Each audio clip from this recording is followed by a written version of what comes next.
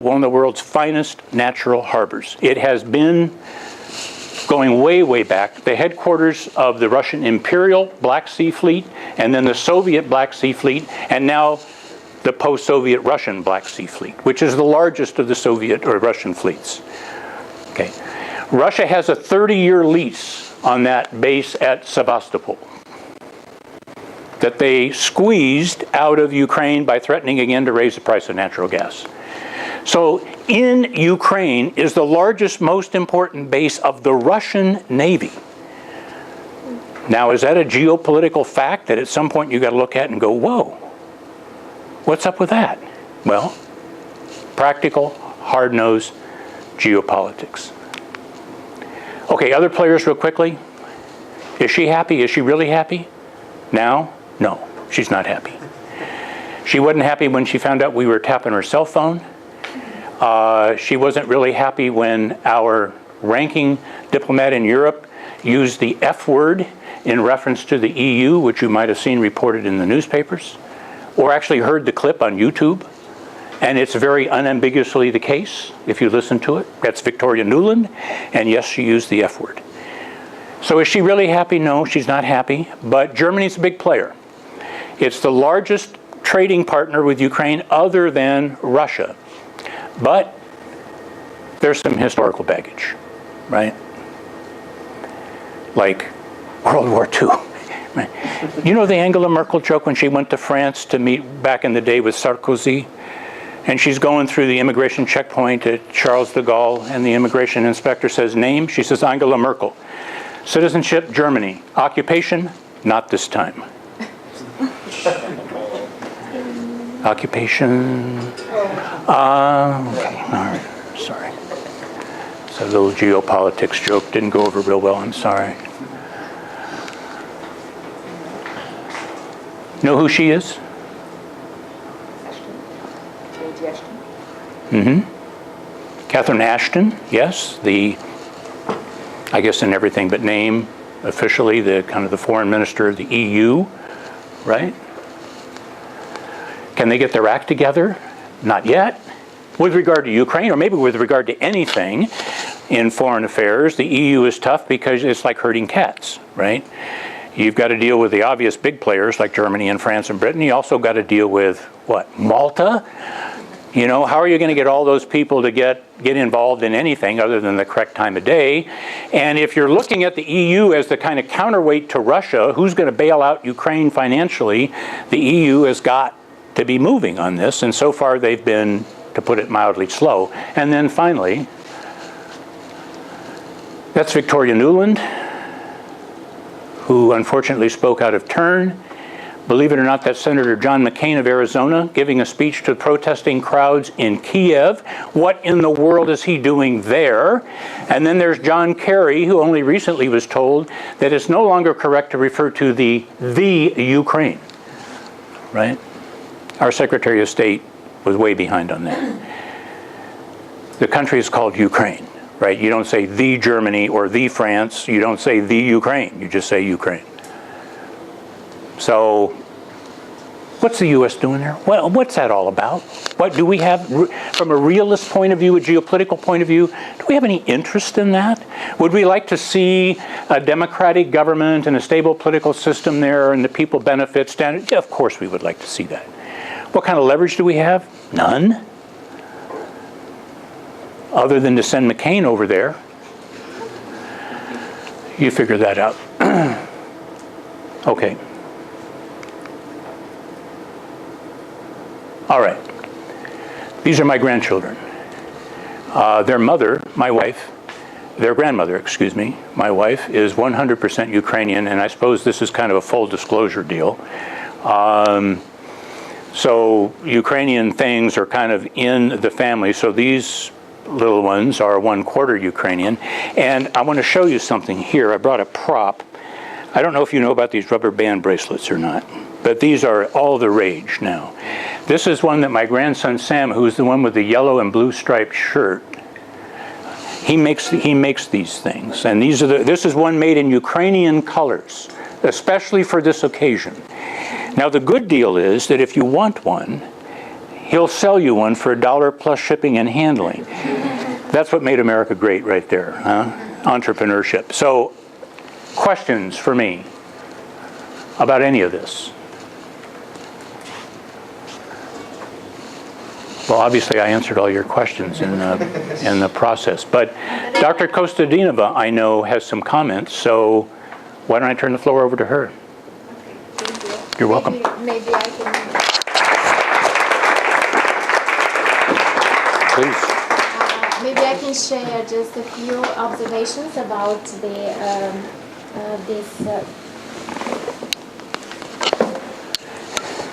protests in Ukraine and Kiev.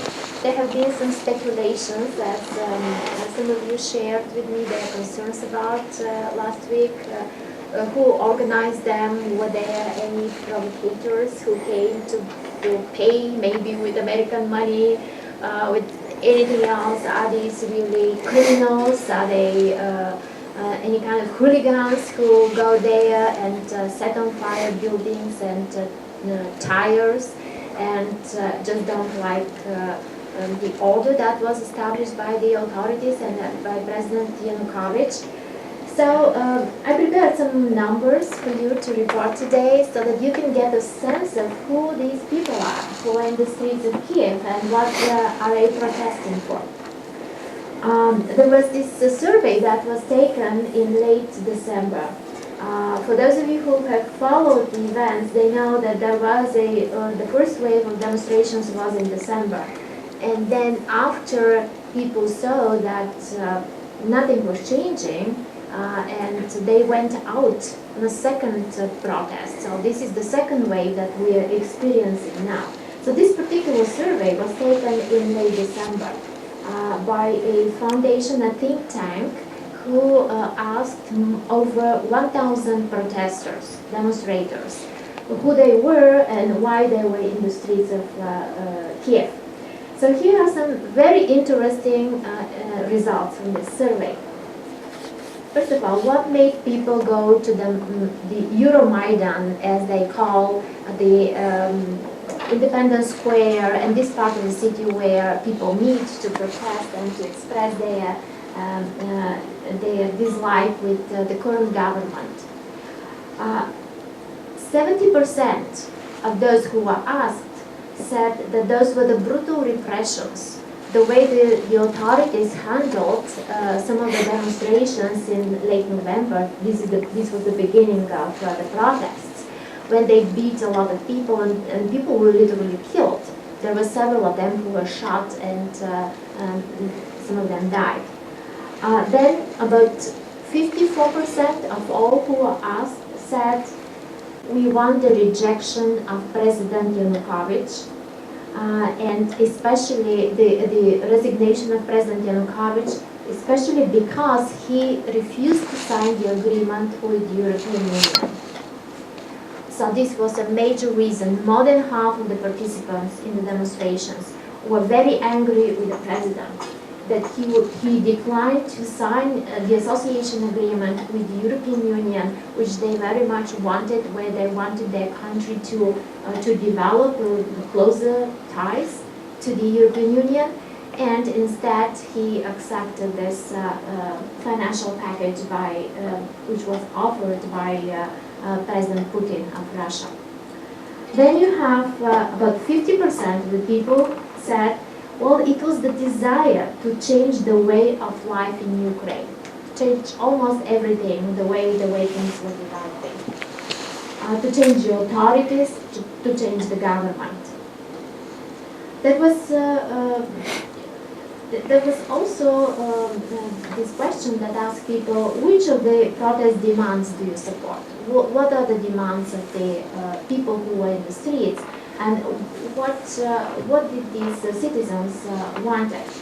The first, which was 82%, was the release of imprisoned demonstrators and politicians, including Yulia Tymoshenko, who Professor Clem talked about just a while ago. The release of Yulia Tymoshenko, so people recognized her as the leader, as the pro-democratic leader who they wanted to govern the country again. Resignation of the government, 80%, it's an overwhelming majority. They want resignation of the government. Resignation of Yanukovych. And just pay attention, 71 people, more than 70% of those who were asked said they wanted association agreement with the European Union. So all those things were mentioned by the survey respondents during and they were surveyed in the street there, out there. They wanted criminal proceedings on those who were involved in corruption, because corruption is a major problem. I studied corruption. Professor Clem mentioned also how corrupt these leaders of the country are. So there is this common demand of the ordinary people in Ukraine to have some sort of justice with regards to people who benefited, who enriched themselves by the misuse of public office. Increase of living standards was mentioned by about 47%. So the most important things are basically demands of more of foreign policy character, of the direction in which the country was going to continue to develop, and resignation of the current government. How long will you stay on Euromaidan was another question. How resolute people were in their commitment to protest and to demonstrate. And 72% said they would stay as long as it takes. They will stay there as long as needed, is the word in the phrase that was used in that survey. There are also some interesting results with regards to the demographic social profile of the protesters. Because as I mentioned, that many people say, oh, these are all criminals and hooligans who are there in the streets just to destroy property. 40% of those who are in the streets are professionals with special education.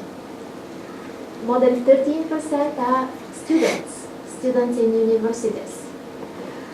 Pensioners, about 9%, entrepreneurs, and another 8% enterprise managers. So you can develop a sense of who is in the streets of Kiev. Also, these are not only men who are in the streets, there are also women, a lot of them. About 57% are men, all protesters, and about 43% women.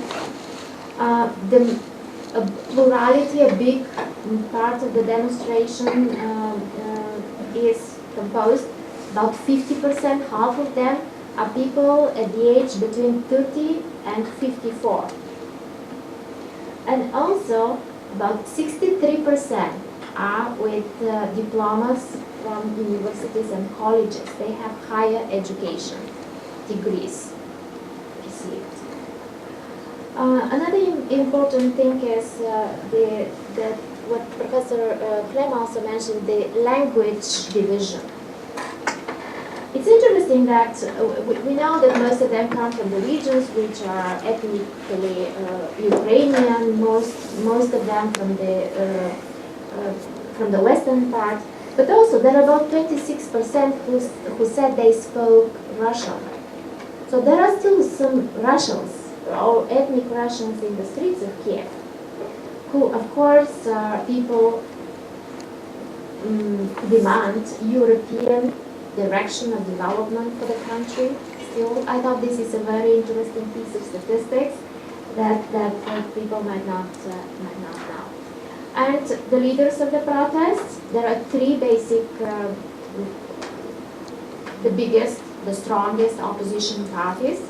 One is Batkovshchina, which is led by Arseniy Yatsenyuk, one of the faces that you perhaps saw on the internet.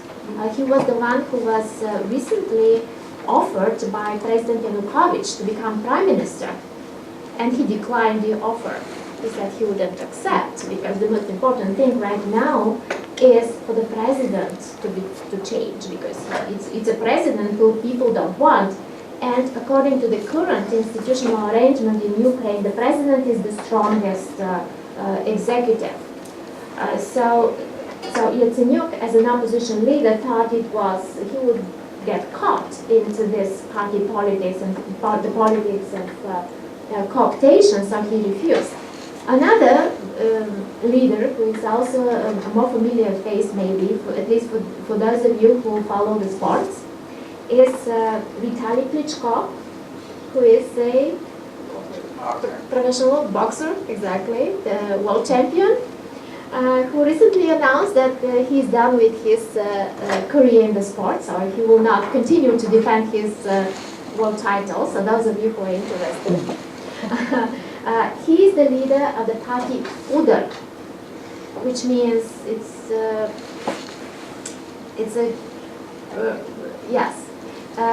means something. It's not just a word. It means blow, because he's a boxer.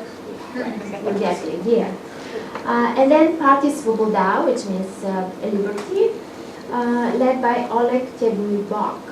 So these are the three faces that you see most of the time, who speak to the people in the streets, and who have been also involved in some discussions and conversations with leaders from the European Union, but also from time to time they negotiate with President Yanukovych. So right now they're in the process of negotiations. At the same time, regardless of the fact that there is some sort of negotiations behind the scenes, or if you want to call them, yesterday there was a big demonstration in Kiev. About 70,000 people joined the demonstration. These are the numbers that I got, where the demonstrators, the protesters, were asked to vote. Well, it's a symbolic vote, right, in the square, in support of demands for the president to resign, for a new constitution to be adopted, which will turn Ukraine into a parliamentary presidential republic. Because right now it's a presidential parliamentary republic where the president will be less powerful and more power will be given to the Rada, which is the assembly, the parliament. Basically, they want to return back to the constitution that they adopted, the changes in the constitution which were made in 2004 as a result of the Orange Revolution. So now these are not only the opposition parties, but it's also, there is a connection between the parties and the demonstrators so they provide their support. They back the opposition parties with support from voters, from common people, and from the citizens, not only of Kiev, but also other places of the country, mostly from the western part, who travel to Kiev to provide their support. And I'll stop at this point. I'll invite you to please ask the questions, or the questions that came to mind while we were listening to Professor Clem and to the other comments. Yes, please. Hi, Patrick Bell. I'm a professor at the School of, well, basically two departments, Criminal Justice and Public Administration. I guess I can just, that's all right, I can just speak up. I guess I had two questions. The first one, either for Dr. Clem or for Dr. Kostadinova, you probably may have covered this, I'm sorry, I was a little bit late. The role of basically geography, and in particular, I have I've been speaking to friends of mine, colleagues I have in Ukraine. One is a Fulbrighter that's in Lviv, in the west of Ukraine. Another one is a colleague that works in Luhansk, which is in far, basically eastern Ukraine. And they seem to have two different views of the Euromaidan protest. My colleague in Lviv, she's very much for the protests, as you might imagine, but in particular, she wants to know specifically what's going on with the Ukrainian aspect of it, because she's ethnically Ukrainian.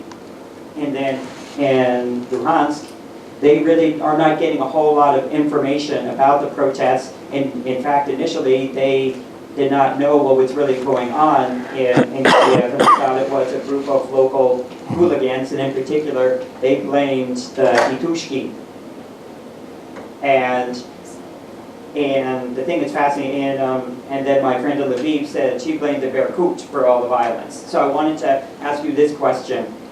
what is the role of basically, you know, you might say the geography in this sense that people from Western Ukraine seem to be more pro-European people, and Eastern Ukraine seem to be more pro-Russian. And I wanted to know basically which side do you think has the upper hand right now, because it seems to be going back and forth. Oh, this is the map that I showed before you came in. The map in the upper left is the protest map. This is where building seizures, riots, protesters in the streets, Berkut, which is the riot police who've been beating up and killing people. The striped areas are where the protests have been taking place. And the blue areas are the Russian-dominated areas, Yanukovych's political base, where there's been virtually no protest. All I would say about the survey that was referred to before, it was taken in Kiev among protesters. Take the same survey in Luhansk, where your friend is, it would be completely and totally different. So that is kind of the situation that you just described. Who's going to win out in this is, at this point, very difficult to tell, because the country is almost evenly divided in numerical terms, in voting terms. If Yanukovych puts he's due for re-election in 2015. If he calls an early election sometime this year, there's no telling how he won the 2010 election. I mean, Hitler was elected, right? And Yanukovych won the 2010 election. It was, by Ukrainian standards, a free and fair election.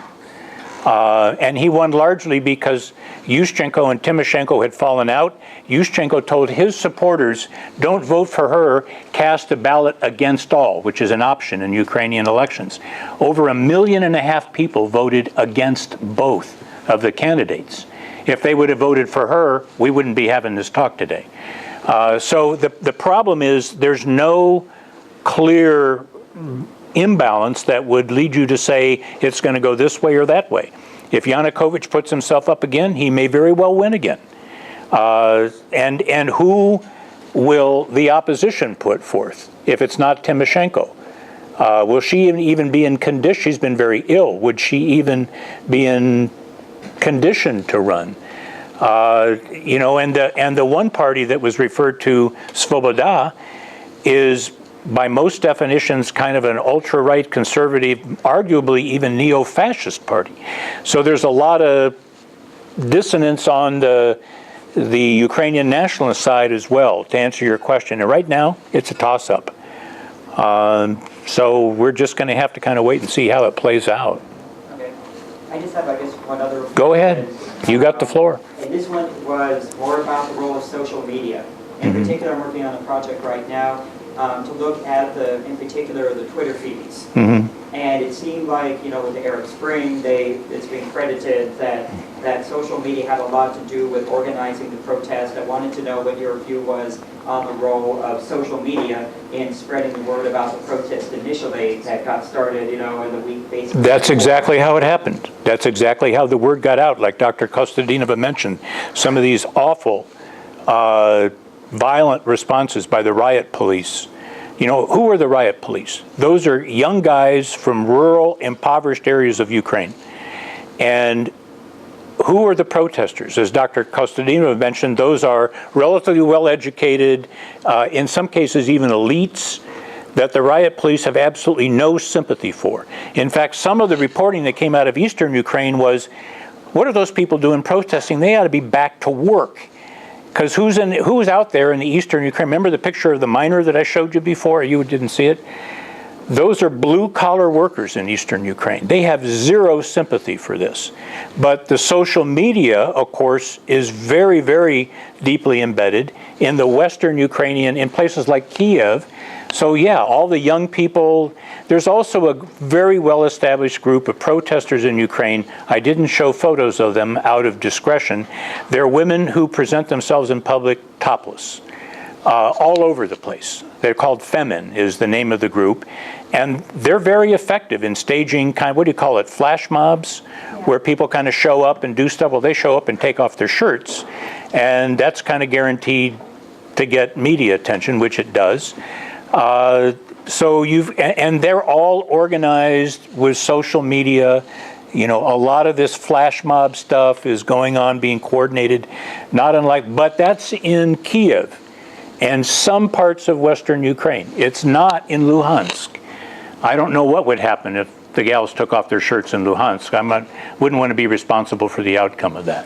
So there's a lot going on there, all across the political spectrum. Yes, Vera. I have one question about. Hi, I'm a graduate student, and my name is Vera Bolshitska. I'm from Belarus originally. But I do have a question about political corruption in Ukraine because it's one of the major issues. It's everyday practice, not only political, for political leaders, but for people in Ukraine. And I guess my question is, once you said that Yushchenko was inept, don't you think he had his chance, like Saakashvili did in Georgia? There was a way to combat corruption. And that was, I think, one of the reasons why Yanukovych got elected, because the people didn't see the change that they hoped for during the Orange Revolution. So don't you think that we're making the wrong assumption here, saying that, okay, if the revolution wins, that corruption will disappear? No, I wouldn't make that assumption at all. That I don't think that, and Dr. Kostadinova knows a lot more about this, about corruption than I do, but I know about it in that country, and I know about it in Russia, and it's endemic and systemic, and it's really hard to see over the short term how it's going to be cleaned up regardless of who is running the country. The one thing about Yushchenko that I think you'd have to say is that he didn't necessarily enrich himself to this extraordinary degree that Yanukovych has.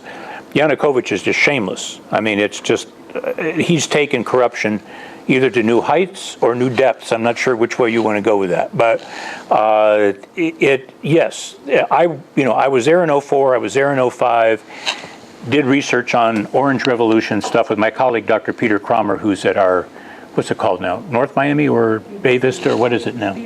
BBC, Biscayne Bay campus. He and I wrote a lot about this, and it's just not, Yushchenko just didn't have the smash to kind of break through that. And then he became distracted by his battles with Timoshenko, and the rest is history. But, will it ever get cleaned up? Probably not in my lifetime. It's just so deeply embedded in the system. And if you look at any of the international corruption surveys, Ukraine is down there with, Zimbabwe. It's just shockingly bad. And I'm glad you're here and not in Belarus. My follow-up question is why why Belarus is not Ukraine? I find a lot of people asking it, on social media, Belarus. And I know Belarusians are there on that square fighting against Yushchenko.